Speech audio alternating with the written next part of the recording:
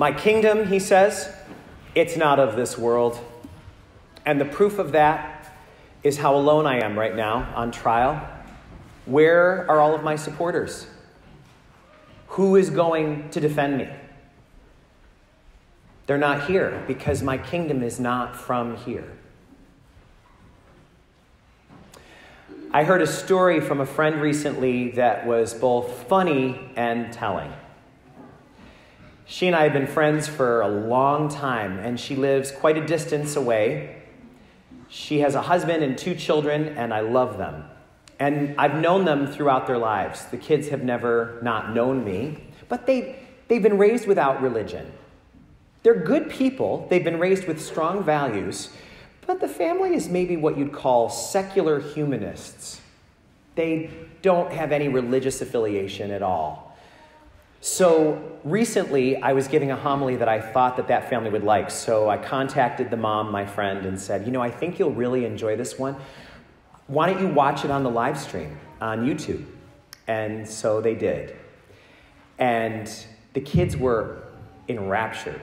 They just couldn't believe that the guy that they know as Scott was doing all of this. And so as they're sitting there, the older one kept asking his mom, why is Scott wearing all of those robes?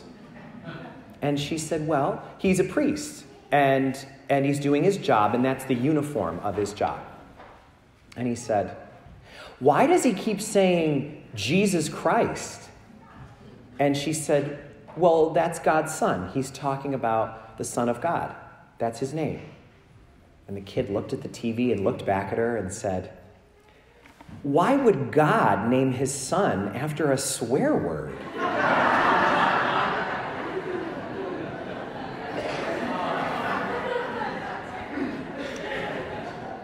My kingdom is not of this world. It's true, though, isn't it? In this world, that's a swear word for a lot of people. And in God's kingdom, that name has endless power, incredible healing power, and means salvation and life for everybody. You can see why the Jews have done a lot of things to protect the reverence of God's name. Do you know some of the things that Jewish people do? You may have heard this before. They never utter the name of God. They never say it out loud. Not the word God and not any of the other names for God. They never do because they don't want it to be desecrated. When they write the word God, they write G-D. They never write the whole thing. Because in this world, sacred things become curses. And the Jews want to protect God's name from that. Jesus goes on to say that his kingdom is built on truth. That's his mission. That's what makes him a king, is that he speaks the truth.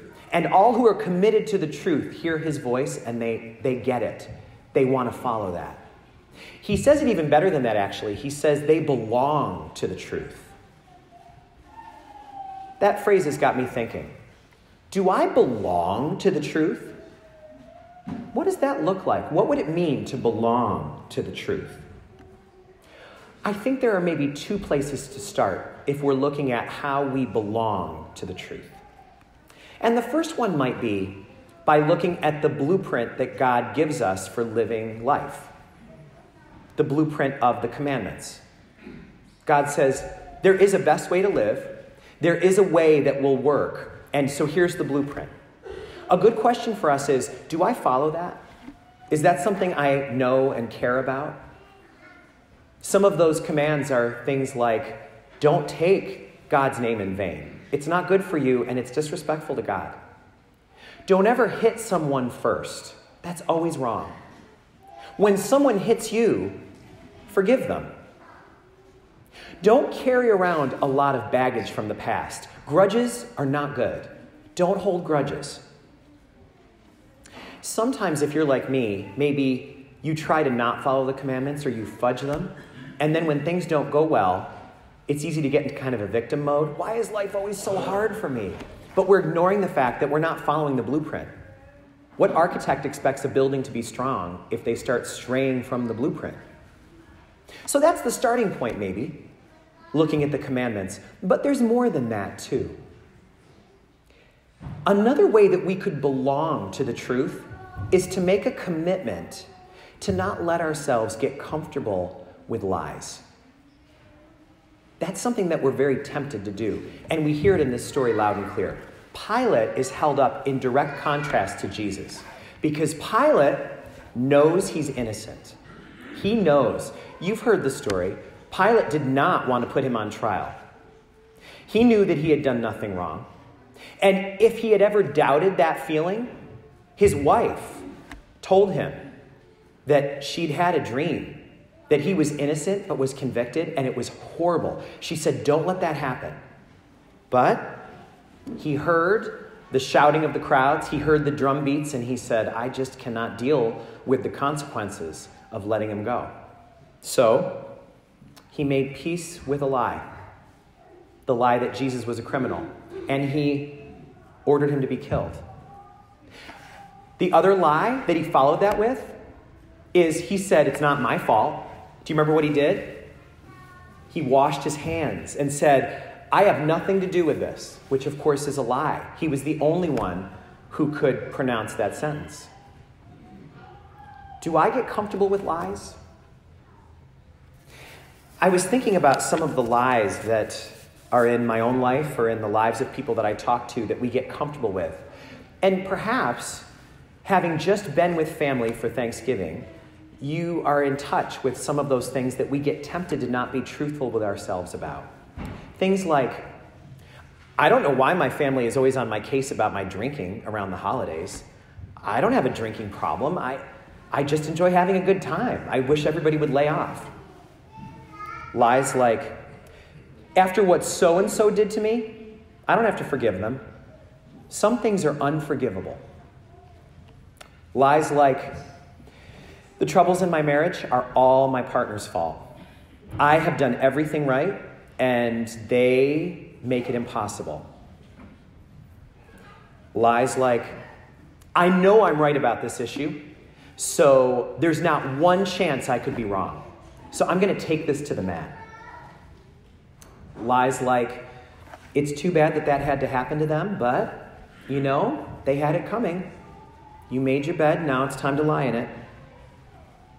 Lies like, it's not really stealing. I mean, the government takes so much money in taxes, I'm really just keeping what's mine. That's all. Lies like, no one needs to know about this thing that I did, this mistake that I made. I mean, I've worked hard for my reputation, and one slip-up shouldn't ruin all that. I've earned it. Lies like, I was selected for this position in my organization, so maybe I'm a little ruthless, but if you're going to make an omelet, you got to break some eggs. Lies like, I'm not the best person out there, but I'm no worse than anyone else.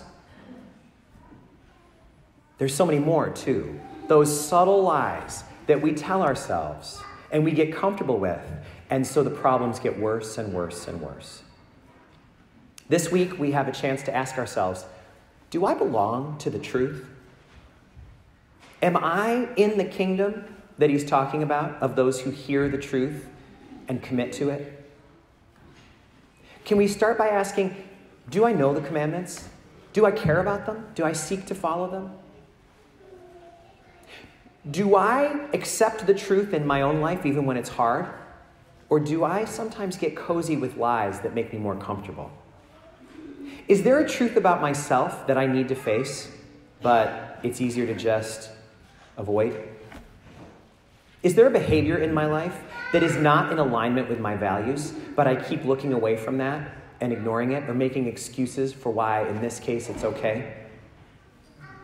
Is there some situation in a relationship or in a circumstance somewhere in my life where I've put all the blame on the other party and I think that I'm just completely an innocent victim, ignoring that that's never how things go, that there's always two sides?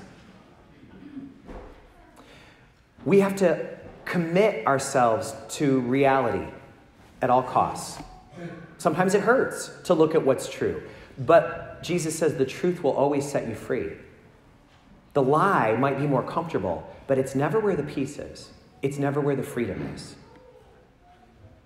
Everyone who belongs to the truth, he says, listens to my voice. In our kingdom, his name is a swear word. Let's leave that realm and go to the kingdom where he has dominion over all things.